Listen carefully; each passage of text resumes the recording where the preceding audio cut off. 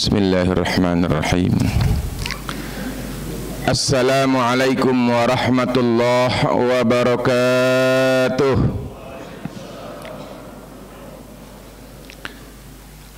Alhamdulillahi syari'il ahkam alladzi kataba alaina as-siyam fi syahri Ramadan. Ashhadu an la ilaha illallah wahdahu la syarika lah. Wa ashhadu anna sayyidana Muhammadan abduhu wa rasuluhu la nabiyya ba'dah.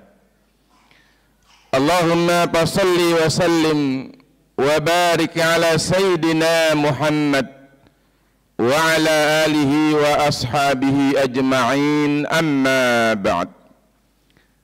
Qala Allah ta'ala fi kitabihil karim, a'udzu billahi minasy syaithanir rajim.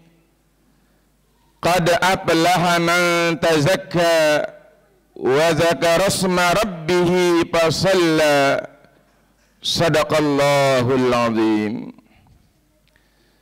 Hadirin jamaah salat Isya, salat tarawih dan salat witir yang dimuliakan oleh Allah Subhanahu wa taala. Alhamdulillah, kita bersyukur kepada Allah Subhanahu wa taala. Beberapa hari kita telah melaksanakan ibadah puasa Ramadan.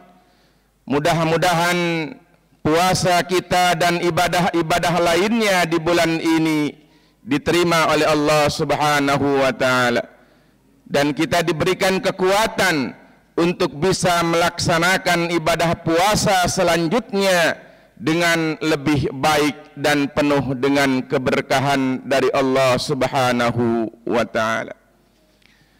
Bapak Ibu sekalian yang dimuliakan oleh Allah Subhanahu wa taala, tema ceramah Ramadan pada malam hari ini tentang puasa sebagai terapi bagi gangguan kejiwaan atau gangguan mental. Kajian ini memang terasa amat jarang dibahas, tapi sesungguhnya bahwa puasa dapat memberikan terapi terhadap gangguan jiwa adalah sesuatu yang sangat kuat untuk dibuktikan. Sebelum kita lanjut untuk membahas tentang terapi puasa terhadap gangguan jiwa, kita mengetahui dulu apa sebenarnya gangguan kejiwaan atau gangguan mental. Para psikolog menyimpulkan bahwa gangguan kejiwaan adalah keadaan jiwa seseorang yang mengganggu perasaan, mengganggu pikiran dan pekerjaannya, sehingga aktivitas kesehariannya menjadi kacau dan menjadi gagal. Aktivitas tersebut berupa aktivitas individual, aktivitas sosial, dan lain sebagainya.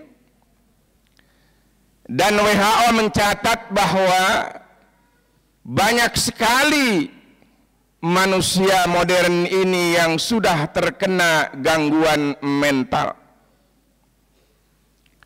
Bagi remaja disimpulkan bahwa 1 dari 4 mereka terkena gangguan jiwa. Sedangkan bagi yang dewasa 1 dari 5 mereka di antara mereka terkena gangguan jiwa. Hadirin hadirat yang dimuliakan oleh Allah Subhanahu wa taala, para ilmu kejiwaan juga merumuskan ada beberapa indikator orang yang terkena gangguan jiwa. Yang pertama adalah mereka yang sering murung, sedih, tidak bahagia hidupnya.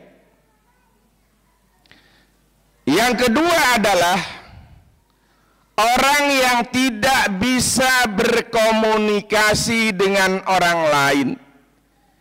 Dia berusaha menjauhi kehidupan sosial. Yang ketiga adalah mengalami kekacauan dalam keluarga. Dia marah dengan anak, dengan istri, dengan orang tua dan mertua dan lain sebagainya. Yang selanjutnya adalah orang yang terkena gangguan jiwa sering menyakiti dirinya sendiri, bahkan bisa dia melakukan bunuh diri.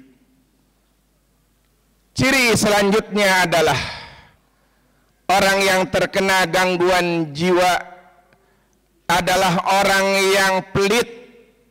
Dia tidak memiliki solidaritas sosial. Dia sulit sekali untuk memberi kepada orang lain. Dan ciri selanjutnya adalah orang yang terkena gangguan jiwa adalah orang yang sering marah tanpa adanya sebab.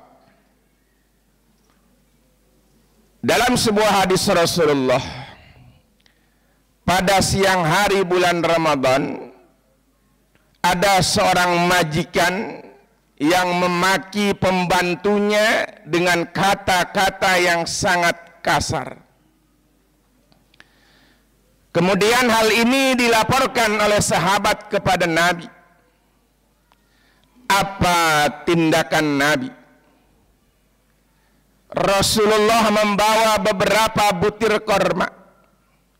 Kemudian dia suguhkan kepada si majikan tersebut, silakan Anda makan kurma ini.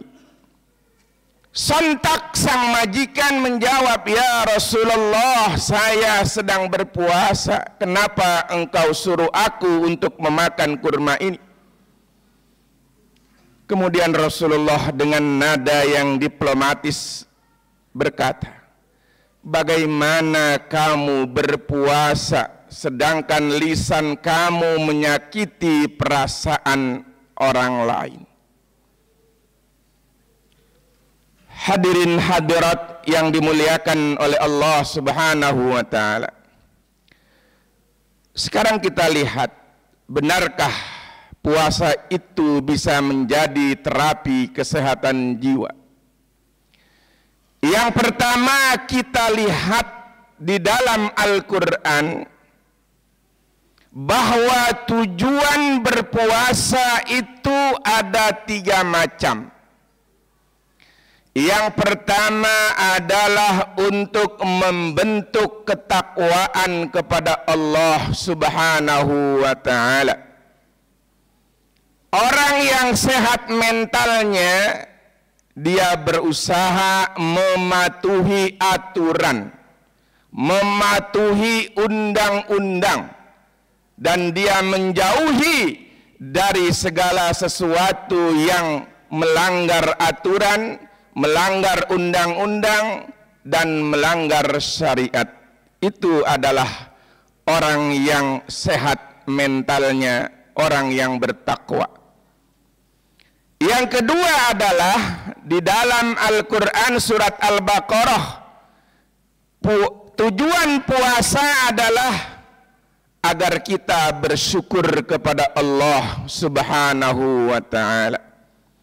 Orang yang sehat mentalnya, dia selalu ingin berterima kasih, bisa berterima kasih kepada orang lain, bisa berterima kasih kepada Allah, yaitu dengan cara bersyukur kepadanya.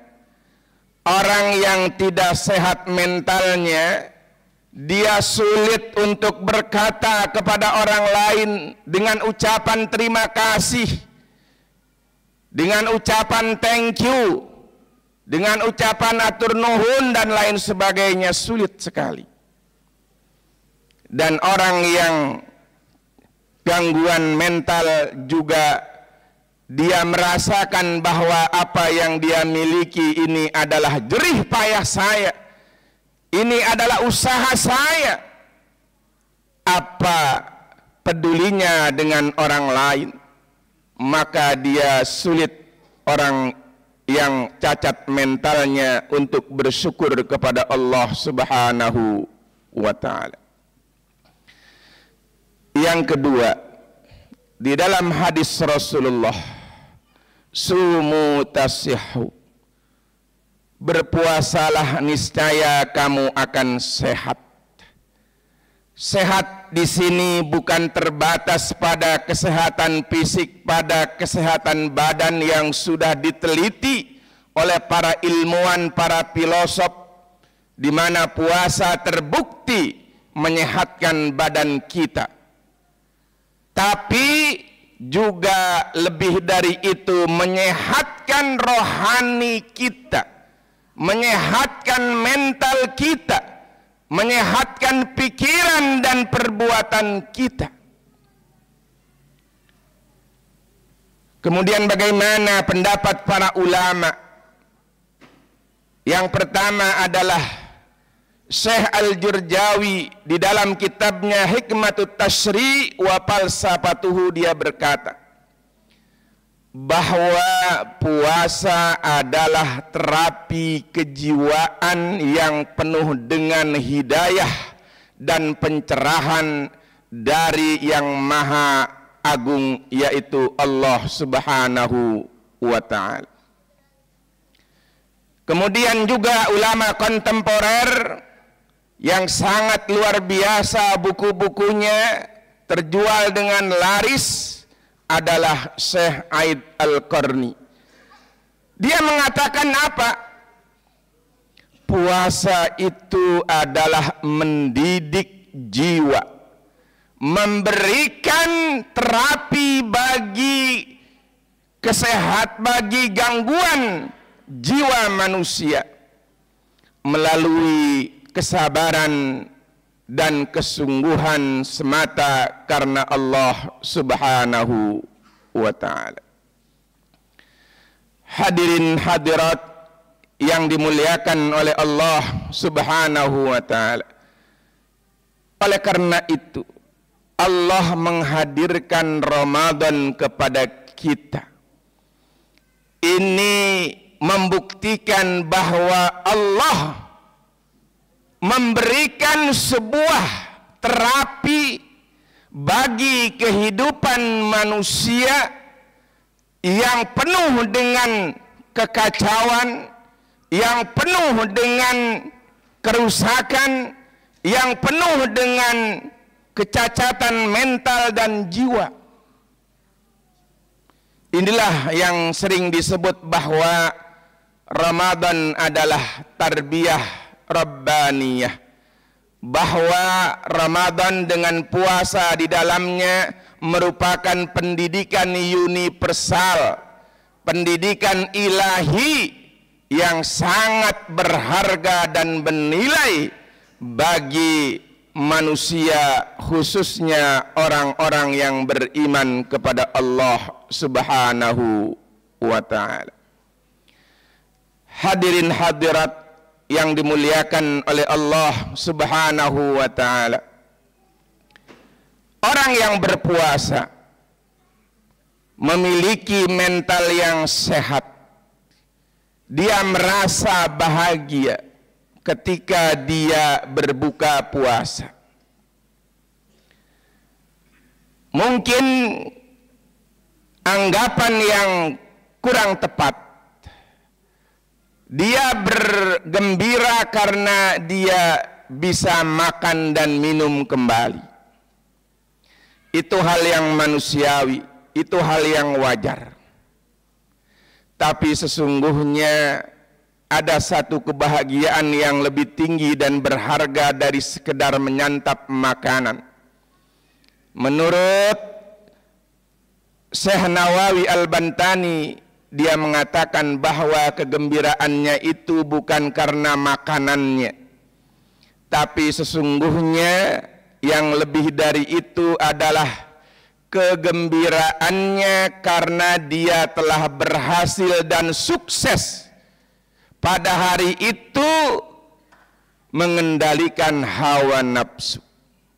Dan dengan keberhasilannya itu dia mendapatkan pahala, mendapatkan kebaikan dan manfaat yang tidak terhitung jumlahnya, dan berbuka adalah tanda kesempurnaan dia telah selesai melaksanakan ibadah puasa pada hari itu.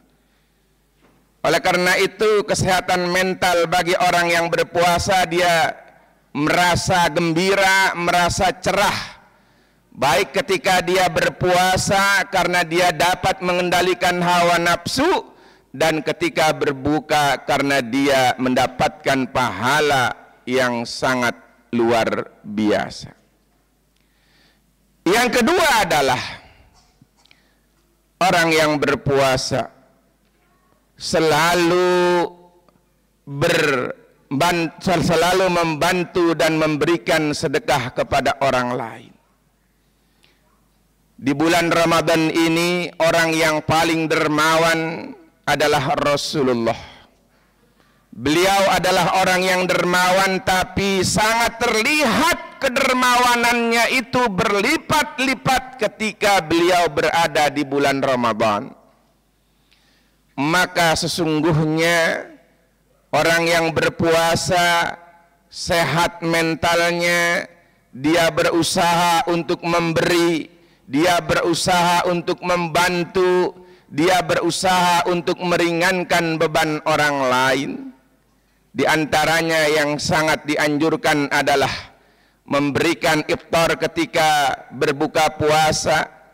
Dia selalu menyisihkan sebagian hartanya untuk diinfakkan ke masjid, ke musola, majlis taklim, anak yatim piatu, dan lain sebagainya. Jadi orang yang berpuasa memiliki mental selalu membantu dan memberi sebagai ciri kesehatan mental. Yang ketiga adalah dia berpuasa tidak dinilai dan dilihat oleh manusia. Ini adalah kesehatan mental yang sangat luar biasa. Kebobrokan mental manusia-manusia modern ini oleh para ahli dikatakan bahwa dia bekerja, dia berbuat karena dilihat dan dinilai oleh manusia. Maka sesungguhnya orang yang sehat mental dan kejiwaannya adalah orang yang berbuat semata karena Allah Subhanahu wa ta'ala. Oleh karena itu ibadah yang sangat mendidik kita untuk melakukan keikhlasan di dalam berbuat, merasa diawasi oleh Allah atau muraqabah, adalah ibadah puasa.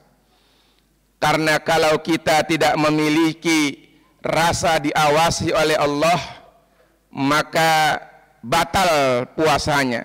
Kenapa? Karena berapa waktu dia diawasi oleh istri dan anaknya, lebih banyak dia sendiri. Maka kalau dia tidak merasa diawasi, dia bisa makan dan minum ketika orang lain tidak mengawasi.